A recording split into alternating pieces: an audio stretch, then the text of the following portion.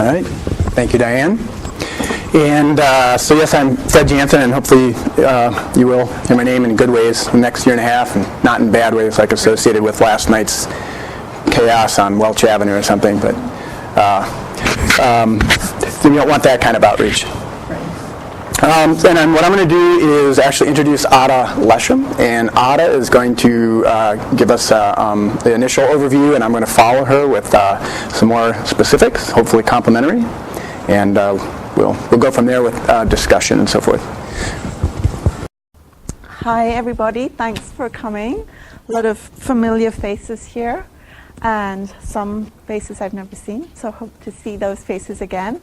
I'm going to talk about how the Center for Biorenewable Chemicals here on campus, which is an NSF-funded engineering research center, operates in terms of pre-college, K-12, and how one of our directives from NSF is to provide K-12 outreach for the entire university. So we're not supposed to just do our own little K-12 thing. We're supposed to provide the whole university this kind of effort.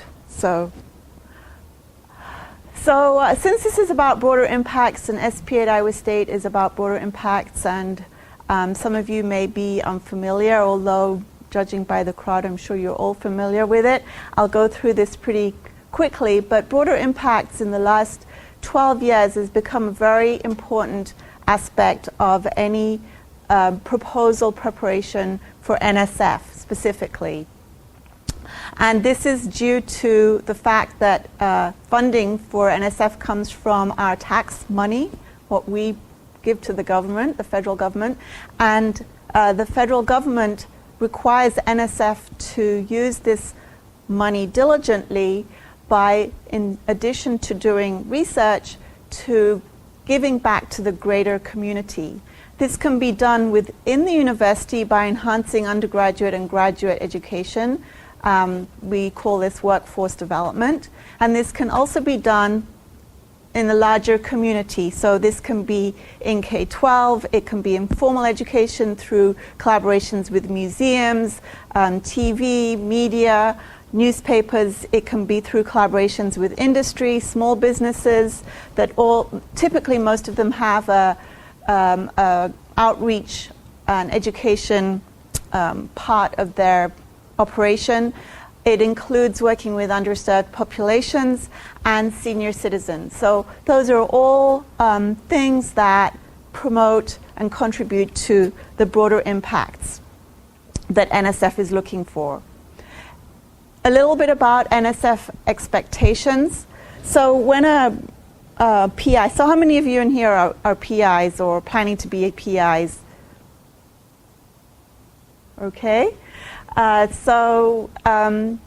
When you prepare a proposal for NSF, you need to demonstrate that you understand which audience you're trying to impact from the list that I gave earlier. And it's also important to know that as a PI, you are not expected to reinvent any kind of wheel, that is to come up with some hot, cool idea. I mean, you can do that, and Fred will be talking about what he did, and that was definitely something that he did on his own, didn't collaborate through anything that was on campus.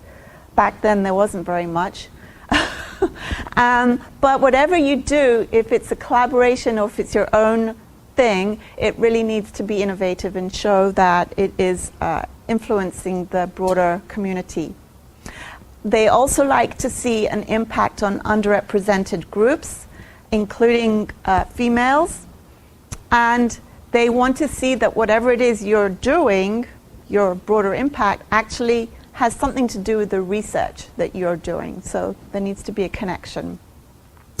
I'd like to state in red that this section is reviewed very seriously by most program officers. So what's happening now is and it's always been happening, is that hundreds of applications for grants are coming in to each program. And they have funding for maybe 10 to 20, depending on which area we're looking at. And many of them are really excellent. I mean, the research is outstanding. It's all answering a good question and a good problem, and all deserves to be funding, but there isn't enough money. So what's the next step? The next step is usually to look at, well, what is the broader impact that that proposal is proposing? And it can be a determining factor in whether or not your proposal is chosen, not because of your research, which is 100%, but because your broader impacts aren't up to par. So just briefly, for those of you who are going to write proposals, it's really important to read the RFP. That sort of looks a little dumb to write there because you'd think that everybody would read the RFP, but apparently some people don't read everything in the RFP, and especially issues relating to broader impacts. Broader impacts can be different according to the type of proposal. So if you're proposing an engineering research center or a science and technology center or a career grant, they all have their own very specific requirements. While you're thinking about your broader impacts, it's good to check out, typically through SP at Iowa State, what outreach is available on campus that you can collaborate with, such as our outreach through CBERC, and then figure out what the best fit is for your proposal. When you're writing your proposal, it's useful to refer to things that have been done in the past or that support your activity, so provide references to your broader impacts, and also talk about how your broader impacts will be evaluated or assessed. And again, there are resources on campus such as the Research Institute for Studies in Education, known as RISE.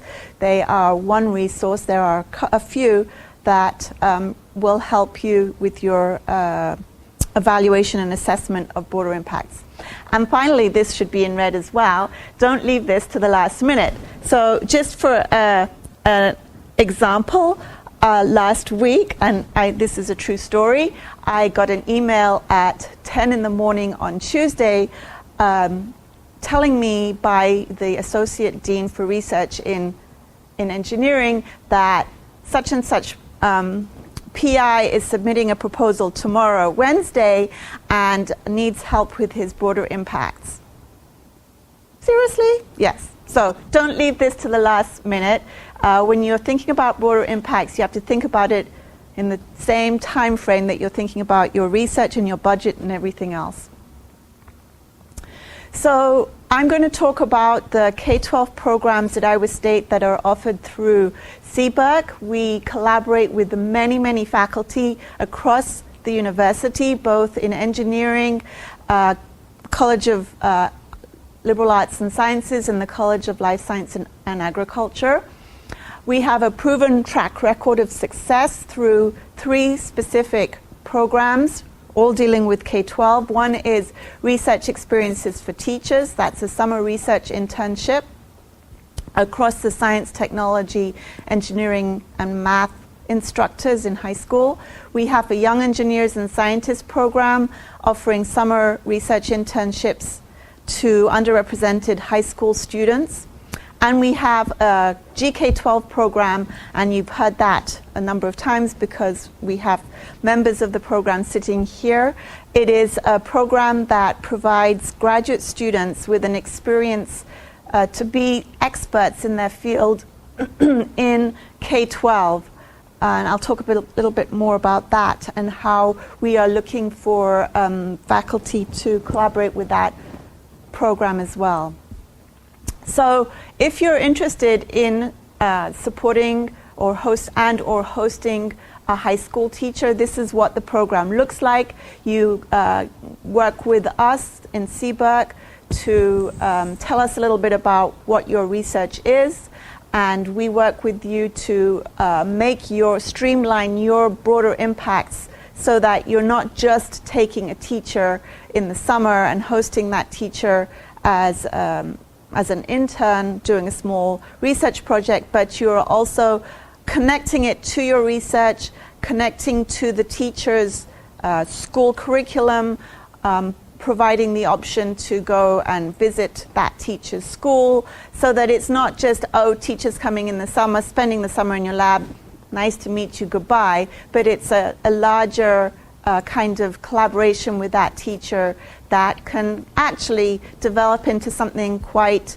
huge by maybe taking your research to the classroom, having the students carry out some simple parts of your greater project and providing some data for you, talking to them by Skype, showing them what you do in your lab, talking about future careers with those students. All of those things are built into your broader impact to show that what you're doing is not just hosting, but actually more than that.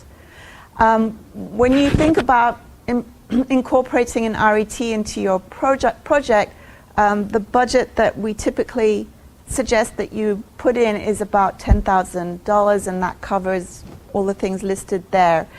One thing I forgot to mention was that NSF likes to see a commitment of the PI to their broader impacts, and what better way to show a commitment than by putting some money in your budget specifically for broader impacts. The other thing that we do is actually go out to the classroom, and this is a little bit about the GK12 program. The GK12 program sends graduate students or funds graduate students to go into middle school or high school classroom 1 day a week for the entire academic year. And we treat them sort of like TAs. So instead of having a TA-ship, they're RAs for 4 days of the week, and then in the classroom for 1 day of the week. And if you have any questions about that kind of experience afterwards, we have 3 people here who can talk about that. And just a little bit here about it. The GK12 fellow, as I said, becomes the resident expert, engineer, or scientist. They become a role model for these kids who've probably never interacted so directly with a scientist or engineer before. And they bring a lot of useful information to the teacher. They help the teacher modify their curriculum so that it is more hands-on, it is more challenging for the student, it helps the student develop critical thinking skills, problem-solving skills. We train the fellows to do those things with the teachers, and the fellows themselves learn to communicate their science in a much more effective manner to the greater community. We also have the fellows working with the students for their science day, fair projects, and things like that. So the big thing that I wanted to share with those interested in getting broader impacts into your proposal is that we are now working with the 3 deans of Ag, LAS, and Engineering to sustain GK12 at Iowa State, since the program will not get any funding past 2015.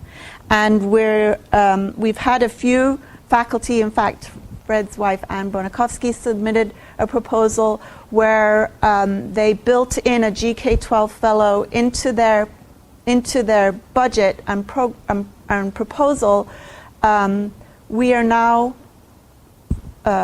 negotiating with the colleges so that they will provide the students tuition, and they will supplement the graduate students' RA stipend by $5,000 minimum, so that there'll be a reason for those graduate students to want to do this, because otherwise it's really not beneficial to anyone if people don't get some kind of financial support. So the faculty would get the tuition covered, the student would get a supplement, and we get a fellow going out to the schools, and the schools benefit. So if you're interested in this, I can talk in more detail. I don't want to take up time. So how do we help our faculty or the PIs prepare their broader impacts?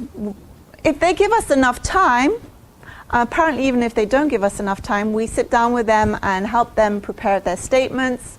We help them with their budgets. If this is a large-scale proposal like a center, we will customize the broader impacts and help them with that.